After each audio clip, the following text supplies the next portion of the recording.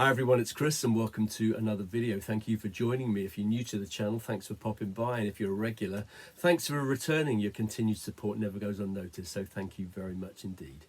Now today I'm going to give you 77 reasons why 1977 was the best year for the 45. Now I often talk when I share my records about which pressing it is, as lots of people do on these videos. Today that's irrelevant, it's about the songs, because these are there. I've got here 77 songs that really take me back to a very special time of my life. I was in the third year at school, that's year 9 nowadays. I don't know what that equates to in the States or in Australia and Europe, but I was in the third year, I was 14. And didn't have a care in the world, and it was a year of significant personal achievement for me as well. So I played rugby for my county for the first time in 77, and it was the first time I went to the National Schools Athletics Championships as well. So kind of a really important year for me, and music was a big part of my life then. It determined in some ways the friends I had and the things that I did, and so these songs, when I hear them, it's not about the which version, it just takes me back to that time. So get kind of comfortable, because I've got 77 reasons why 1977 is the greatest year for the 45. So lots of new music, lots of new bands, lots of new labels. One of those was Stiff, which started in 76 but continued to bring out a good lot of singles in 77. One of them I don't have, so I can't share it. That's Neat Neat Neat by The Damned. But these were great examples of the Stiff label from 77. So non-album track from Elvis Costello, Watching the Detectives. That's a great 45. It's kind of reggae rhythm. I love that. And I also love Police Car by Larry Wallace as well. So this was the guy that was in Pink Fairies. He then went on to be in the original lineup of Motorhead before being replaced by Fast Eddie Clarke. But that's a tremendous single, as is this as well, Yachts and Suffice to Say. Great kind of little pop tune, really good song that is. And of course the classic Sex and Drugs and Rock and Roll. I don't think this is the debut single, I'm trying to think what it is it Sweet Jean Vincent possibly? But anyway, what a great 45 Sex and Drugs and Rock and Roll is. Now, back in 77, if I think about who influenced me in terms of the music I liked, well, it was quite often the older lads at my school. I went to an all-boys school in Dorset, and I just wanted to be cool like the older lads, so I listened to a lot of the stuff that they did. Also older siblings are friends as well, big influence on the music I listened to, because they were already listening to the big bands of that time. But also John Peel, radio DJ, that was on, he had a show from 10 till 12 in the evening every day during the week, and I used to listen to the radio with it really close to my ears so my parents couldn't hear the fact I was listening to the radio. And one of the songs that he used to play a lot, I absolutely loved it, still do, is Whole Wide World by Reckless Eric. Great song, a Nick Lowe produced song. I think Nick Lowe is actually playing on it as well. I think he plays guitars on it. But great song that is. So some new bands and some old bands also doing good trade in 77. So one of my favourite songs from this band, Electric Light Orchestra and Turn to Stone. I think this is the first track on Out of the Blue, which came out in 77.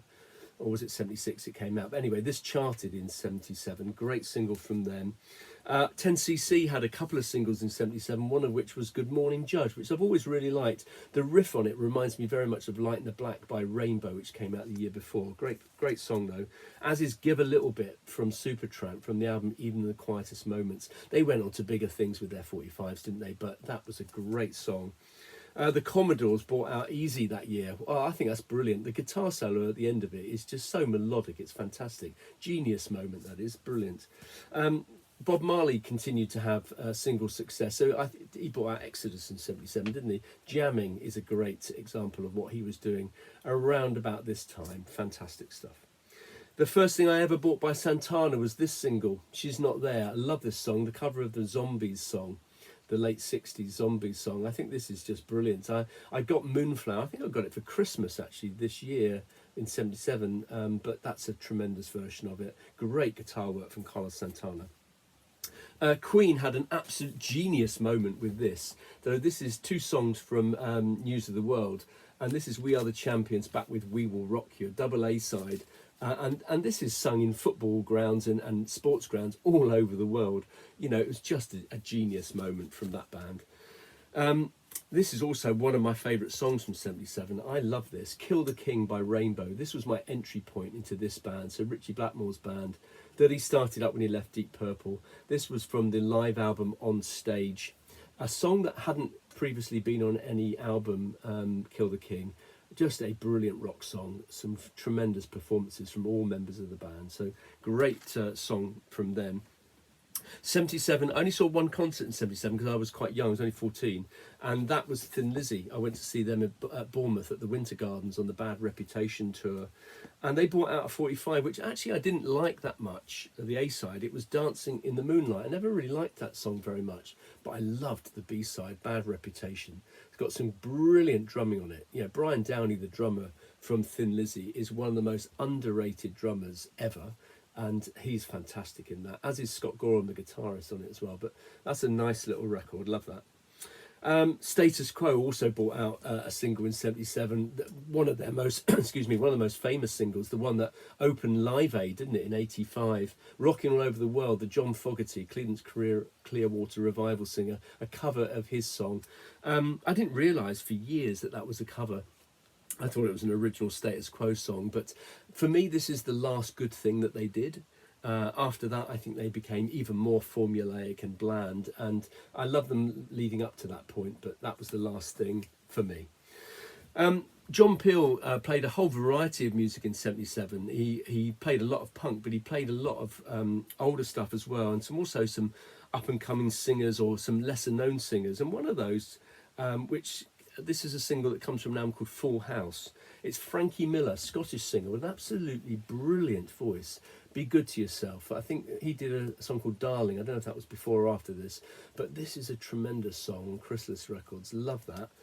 I also really like this song as well, Slow Down by John Miles. Now, he brought out Music in 1976, which was a really big hit for him. This wasn't a big hit at all, but I remember I used to go to a disco called Bombers Disco, which was in an area of Poole called Camford Heath. And they always used to play this, and I always used to really love it, and I still really like listening to that song. So a few artists were, existing artists were still bringing out singles. David Bowie continued to reinvent himself in many ways, and we've got Heroes, which is just a great 45. Features the guitar talents of Robert Fripp. But that's a great 45. Robert Fripp, obviously from King Crimson, bit proggy. Well, we had some a prog success in the charts that year. Wondrous Stories by Yes, from the album Going for the One, which was one of my favourite Yes albums, I would have said. But that's a good little single. The B-side, Parallels, is fantastic. Love that. Peter Gabriel left Genesis, went solo. His first solo single is brilliant. Salisbury Hill on Charisma Records, really, really good 45.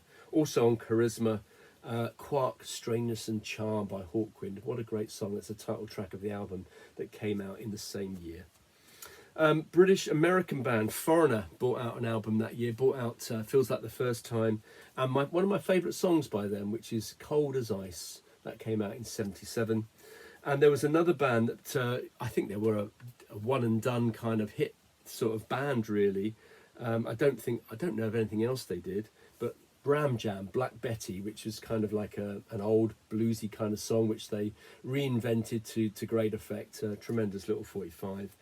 Lesser known band, Stars, they had a debut album in 77 and brought out this song, Sing It, Shout It, which is probably the best song that Kiss never wrote. It's really good 45. Sing It, Shout It by Stars, great stuff. One of the first 12-inch singles that I bought in 1977, or ever actually, was Rocket Ride by Kiss, a Casablanca disco single. Well, it wasn't really very disco, although they did do a disco hit, didn't they? I Was Made for Loving You in 79. But this was the first Kiss record I ever bought. I haven't bought that many in my life, but this was the first one I bought. And I remember a lot of the older lads had the Kiss logo on their bags at school. And they referred to him as the hottest band in the world. And I saw this in a record shop and I thought, well, I'm going to buy it because I want to be cool. This is a really good song, Rocket Ride. So it comes from the album Alive 2, which was 3 sides of live songs and 1 side of studio. This is a studio song. It's an Ace Frehley song, really good. And it's cut really loud. The B-side of this has got Detroit Rock City and Love Gun, both of which are from Alive 2, which are definitive versions for me of those particular songs. That's a great 12-inch single. I love that. Other rock acts that were around, so Pat Travers, from his second album, and this is Rock and Roll Susie, which is a great song. They were is he Canadian? Patre, yes, Canadian, isn't he? It's a three-piece. It did feature Nico McBrain we went on to play with Iron Maiden. He's on the drums on this particular song, but Rock and Roll Susie is tremendous. Talking about Canadian three-pieces, we've got to have Rush in there. So they brought out their classic Closer to the Heart in 77, which is back with Bastille Day and Temples of Syrinx. Now, Bastille Day has got an identical riff to Kill the King by Rainbow, which I'm sure would have influenced Ritchie Blackmore. It's a little bit too close for coincidence. But Closer to the Heart, which is, it's continued to be quite a concert favourite, I think, that particular song. Quite a proggy band at that point, Rush. Farewell to Kings was quite a proggy album. And there was a prog band in the charts. So ELP brought out a kind of an edited version of Fanfare for the Common Man, backed with Brain Salad Surgery. That's an interesting combo, but that's a great 45. I used to love that song. I used to remember playing that a lot in 1977. So instrumental that did well for them. Other instrumentals that were particularly good. French band Spex did a song called Magic Fly, which had a kind of a disco feel to it. Disco was starting to come to the fore as well in 77. Obviously it had a bigger year maybe in 78 and 79, but 77 was a big year for that kind of sound. And the kind of Euro disco sound as well. Belle Epoque, Baccarat, and of course Magic Fly by Spex. Now, a slightly more serious French instrumentalist was Jean-Michel Jarre. He brought out Oxygen as a single. Is that his debut? Quite possibly, but that's really good. I think he's still playing these days, actually. So, yeah, that's great stuff from them. In the charts as well was a little bit of rock and roll. So, I Knew the Bride, which is that a... So is it a Nick Lowe song? I think it might be a Nick Lowe song. But I Knew the Bride by Dave Edmunds from the album Get It, which is a decent album. And also a Chuck Berry cover, Too Lame, from Steve Gibbons' band. That was also in the charts in 77, which was a great little 45. This is Graham Parker and the Rumour, Pink Vinyl.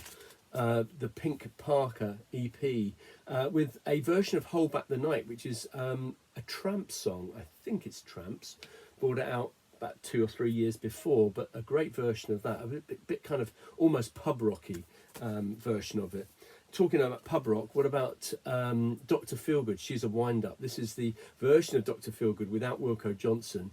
It's got, I can't remember the guy's name now. Oh, can't remember his name, but a different guitarist. But what a great song that is. She's a Wind Up. Also a little bit pub rocky, but kind of almost bridging the gap between pub rock and punk were Eddie and the Hot Rods, and they brought out a single under the name Rods to try and be a little bit more down with the kids, I guess. But Do Anything You Want to Do is a great 45 and a classic. That's on every punk compilation ever, isn't it? That's a great 45. They also produced it on 12-inch as well. Not the most imaginative of covers, but cut really loud. Fantastic stuff. Love it. So some other really good little 45s from that year. The Boys, First Time. Tremendous little punk pop song. Got a brilliant melody to it. It's a great 45. As is London Girls via the Vibrators, backed with Stiff Little Fingers, which is where the band Stiff Little Fingers got their name. So that's a great 45. And of course, the Buzzcocks, Orgasm Addict, which is what, their second or third single possibly. That's a great 45. One of the best songs by this band as well. So White Riot, slightly different version to the album, backed with a song called 1977, which was a non-album track. Is this my favourite Clash song? It's right up there. Certainly it's one of my favourite 45s by then. Complete Control, which is also from 77, is close, but nostalgic. Chris says, no, this is the best one. And then we've got Tom Robinson Band, kind of a political activist, really, gay rights, anti-Nazi League, all of that kind of stuff, but a really good song, 2468 Motorway, really good 45. And a couple of American things here is kind of from the New Wave era, so CBGB's era band, Talking Heads, I don't know if it's their debut single, possibly not, but Psycho Killer, which is tremendous. As of course is Marquee Moon by Television. You get the edited version, you get a part 1 and a part 2 on the 7-inch, but on the 12-inch, which is the one I bought in 77 actually, you get a mono version on one side and a stereo version on the other. And that was kind of like almost a bit not punky. Both of those bands not particularly part of that genre, if you like, put into that genre, but not really very punky at all. And some bands were almost post-punk before they were punk, or rather than being punk. And so we've got, for example, XTC. This is their 3D EP. Sadly, it's not a 3D single underneath here, because that would be worth a lot of money. But this is Science Friction, which was a great 12-inch single from XTC.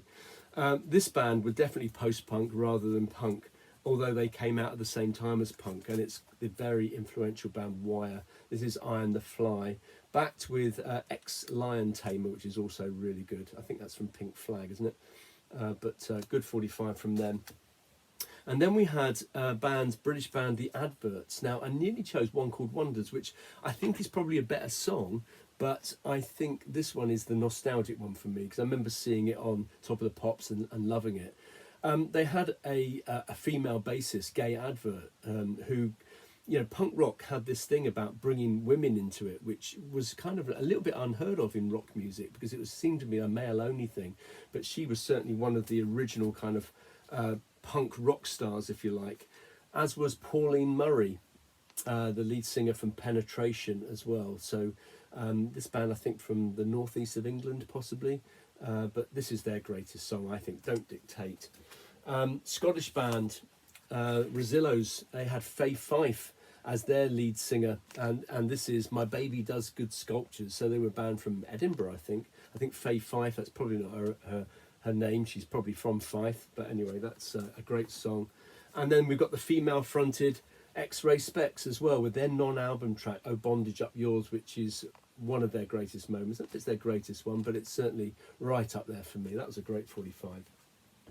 So lots of female singers were doing well in 77. So there was a #1 single for Denise Williams and Free, which is a beautiful song. She's got a lovely voice, Denise Williams. So that was a good 45. And a really good disco tune, actually, Don't Leave Me This Way, Thelma Houston, which is a Gamble and Huff song that, who did the original? Was it Harold Melvin? But that's a tremendous kind of upbeat, up-tempo disco version of it, which is really good. This was a 76 song from the musical Evita, but charted here in the UK anyway in early 77. Julie Covington, Don't Cry For Me Argentina, which is a beautiful song. I love that. And then that was from a musical. This is from a film, Carly Simon, No One Does It Better, which is, oh God, Spy Who Loved Me, possibly. Certainly it was one of the first Bond songs not to have the name of the film on it. But anyway, great little 45 from Carly Simon. On the same label, because Nobody Does It Better was written by Carol Bear Sager, who also brought out a single called You're Moving Out Today, which is a quirky little song, actually. It's quite good. And that's from 77. Rita Coolidge brought out a song, We're All Alone, which was a Boz Scaggs song, which features on a B-side of a single, which I might come to later. But that was a really nice song. She's got a beautiful voice. And very different voice, same label, is Elkie Brooks and Pearls of Singer. Another really good 45 from 77. A kind of a real novelty song, this. I don't know if this person had any other hits other than this. It's a sub 2 minute song full of double entendres. It's Telephone Man by Mary Wilson. I don't know if she did anything else. Don't know anything about her, in fact, but I do remember having a little giggle to that. You know, back in 77, things like that were funny. And another novelty song, I remember seeing this band on the Old Grey Whistle Test. That was another source of amazing influence in terms of the music I liked. But I remember seeing this band, or this duo, on the Old Grey Whistle Test and thinking they were mad. This is Wild Willie Barrett, John Otway and Wild Willie Barrett, singing Gore Baby, That's Really Free. Just really quirky song.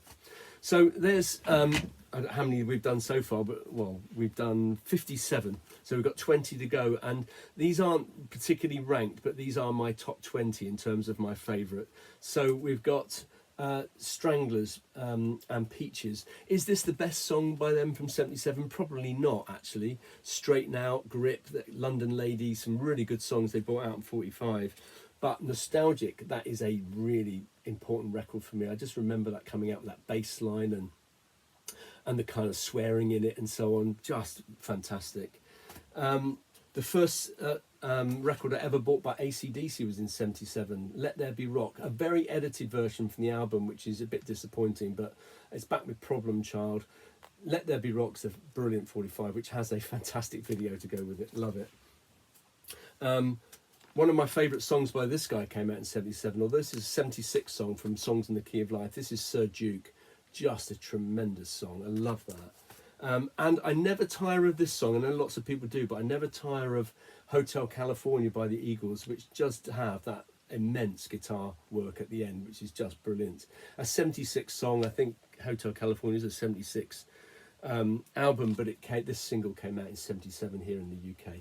Great stuff. So similar kind of California sort of sound, really. Fleetwood Mac, and I think one of their best songs, Dreams. That was one of my favourite songs back in 1977, alongside some of the punk stuff, bizarrely. But yeah, I love that song. And then the next band, I blow hot and cold with this band. I like some of their early stuff. Their later pop stuff I don't like at all, but this was a really interesting little single. Genesis. This is Spot the Pigeon EP, and Match of the Day was the lead song on it. I think that's brilliant. Now, as I say, I blow hot and cold with this band, so I love things like the Firth of Fifth and the beautiful ripples and all that kind of stuff, but I think that's a great 45. Match of the Day by Genesis from Spot the Pigeon. I think is that the last thing that Peter Gabriel did with them? I can't remember. Next up, we've got, this is what I bought in 1977. This is my favourite song, probably my favourite song, by Tom Petty and the Heartbreakers, American Girl, which was the closing track from his debut. Also came out on 12-inch single, which sounds just amazing.